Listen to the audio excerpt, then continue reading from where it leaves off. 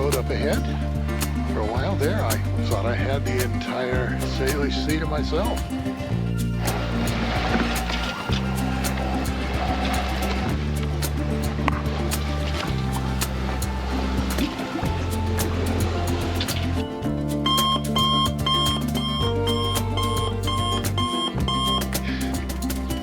Well, let's end the speculation. Yes, we bought the Najad 390 that's in the Canary Islands. I'm here on board right now. I've managed to catch a cold coming here. But yes, the boat is now ours. There's all kinds of things to be done. She's quite dirty, as I mentioned in the previous video. And there's an awful lot of stuff we need to just sort through and determine what it is we've bought. When I previously inspected the boat, it was obvious she was in need of bottom paint and anodes. After taking possession, our first priority was to get the boat hauled out again, the bottom painted, zinc anodes replaced, and the hull buffed out. We're not superstitious, but we never start a voyage on a Friday or on a full moon, and we would never risk changing a boat's name. We did remove the old peeling lettering that was on her stern and installed new vinyl lettering. Another high priority job while we were on the hard was to replace the broken through hull for the head sink drain. The head is a nice comfortable size. There's a mirror mounted on the back of the door. It feels to me like there should be a mirror here as well, but remains to be seen. A nice full-size sink. There's storage underneath. There's a sit-down seat for showering. The valve here on the left is not working. It appears that the ball valve itself has broken, fortunately in the closed position. But that is the valve for the head sink drain and also for the shower sump drain. So it is something I need to get on. We found that during the pressure wash, the knot meter paddle wheel had lost a blade. So I'll be replacing that. It's an amazingly expensive little piece of plastic.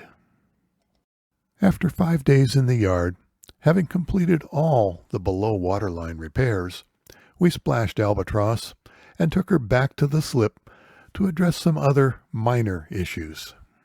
The pump for the pressure water system quit working, so I emptied out the cockpit locker to gain access to the pump. I've emptied out the cockpit locker and removed the floor from this area. Straight down this big gray tub, barrel, whatever, is the hot water tank. Over here to the right is the compressor for the water maker. Once I finally located the pressure water pump, I found I was able to repair it with a little bit of percussive maintenance, but I'm pretty sure I'm going to have to replace it in the very near future. We cleared off the aft deck to gain access to the boarding ladder and swim platform. There's a lot of room on that aft deck when all those jerry jugs aren't there. We addressed a couple of minor rigging issues on deck. The mainsheet Traveler was very difficult to move, as it had oversized half-inch line that jammed in the Traveler sheaths. Now, between the size of the line and the friction where it jams on the sheaves, I cannot even get the line to pull through the sheaves.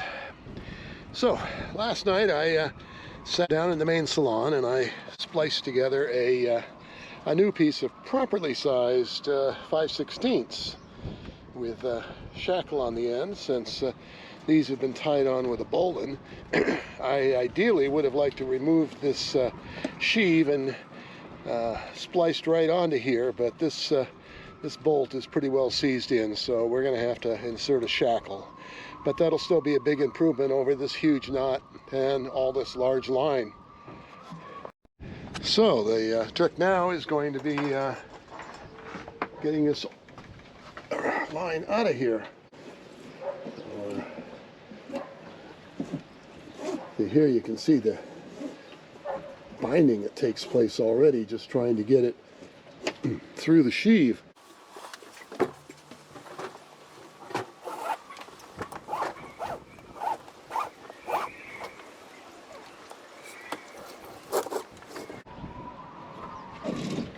Car rolls nicely once it's free to roll.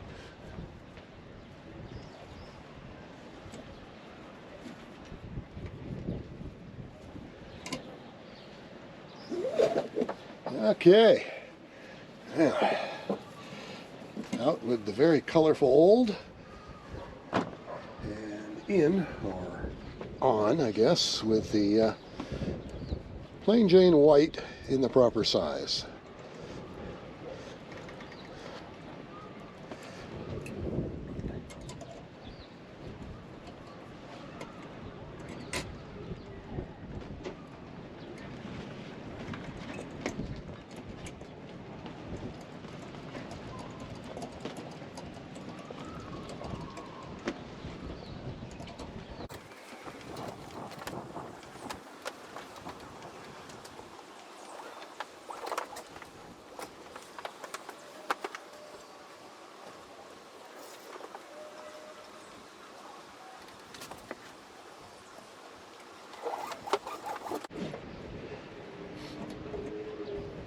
Alright, well, there's one side done.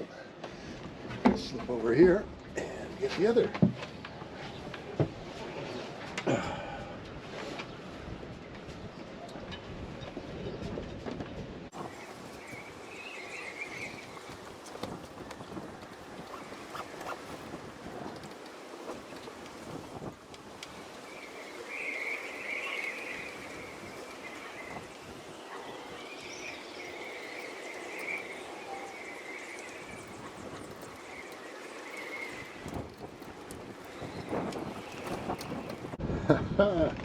Success! We now have a working traveler. It's a big improvement.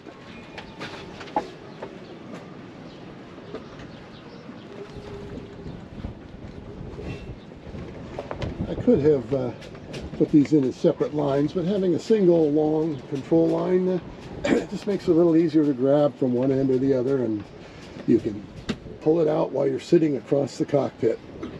I know on Star White I actually have two separate lines, but on Star White the Traveler is a little bit longer than this one, so it made sense. But for here, I think for right now we're going to go with what you see here.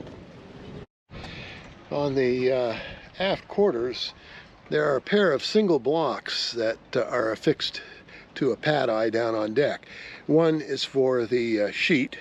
In this particular case, this is the staysail sheet, and the other one is for the roller furler. In this particular case, it happens to be the furler line for the staysail. The problem with this is that these blocks fight one another because they're both trying to occupy the same space there. We have the exact same thing on the opposite side, so we've made a modification. I've switched over to a double block. This gives us a much cleaner lead, and we no longer have the blocks fighting one another for position. It's a simple fix, but really works well. I did order these blocks with what's called a becket, and I can take and put a small line from here up to the lifeline if necessary to hold the block up, but it doesn't seem to be needed. We'll do a little bit of sailing and find out. Okay, moving forward, the decks are in surprisingly good shape. This is the center solar panel, which is normally lashed down to the top of the life raft. I've got it angled over here just because it gets a better relation to the sun, but before I leave, I'll strap it back down. We've got a rod kicker, boom bang. Moving forward, and you can see the bow here. Really not much to talk about up here. These are some of the jerry jugs that I did retain. There were, I've forgotten now, 8 or 10 total. I kept these 4, Behind them is the fender board. That used to be lashed across the stern, but I've moved it up forward here just to open things up a little bit. This is the port side settee with the cushions removed.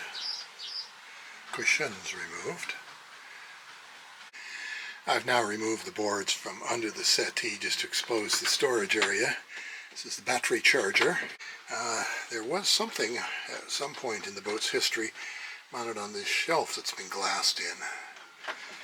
And then moving forward, moving aft, we have the fuel tank sender.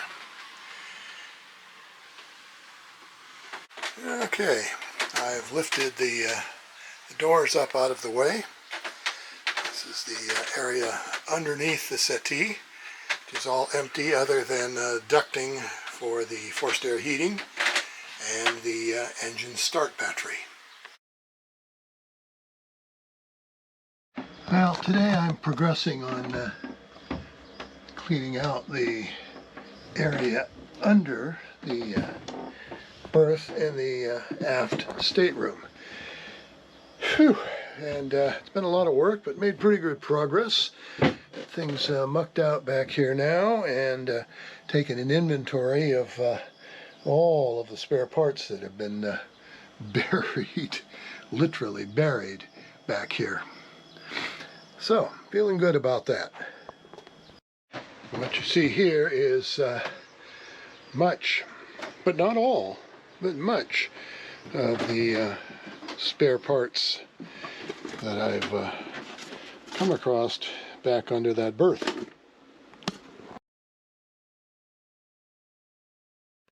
Okay, I finally started to clear out the V-berth. Got the dinghy up on the cabin top and pulling everything out of the lockers here. Over here on the right, this is the storm jib. Moving forward here, finally uncovered the freezer. This is the battery that is isolated for the bow thruster and the windlass use. And forward of the bow thruster is some extra anchor / mooring line. And over under this pile of stuff is the spinnaker. I've emptied all of these upper lockers out. Empty. They still need to be dusted and cleaned out, but at least they're emptied out. The V-berth is now all cleaned up. All the lockers have been wiped down. We spent 3 weeks going through the boat from end to end, cleaning, organizing, and inventorying. We've made a to-do list and a wish list, but there are still lots of things to sort out on board. She's equipped with a 30-gallon-per-hour water maker that's mounted in the cockpit locker. It does not appear to have been pickled correctly when the boat was put away, so I'm anticipating I'll change all the filters and possibly replace the membrane too. There's some messy wiring on board and some abandoned wiring that needs to be sorted out. There are switches that are labeled in something that I cannot translate. We'd like to replace the spray hood and some of the other canvas covers on the boat. We want to upgrade the main cabin lighting by adding some new LED overhead fixtures like the ones we've installed on Star White. We'd also like to replace all of the interior upholstery with something more to our taste. So, is it a dumb idea or is it smart to have two boats that are half a world apart? I guess we're going to find that out over the next year or two. We're excited that Albatross is moored in a sunny, warm location that we can escape to during the wet, gray, drizzly Pacific Northwest winters. The mother of one of my close friends has a saying, "Your life isn't a dress rehearsal, so live it well." Well, hopefully that's what we're doing.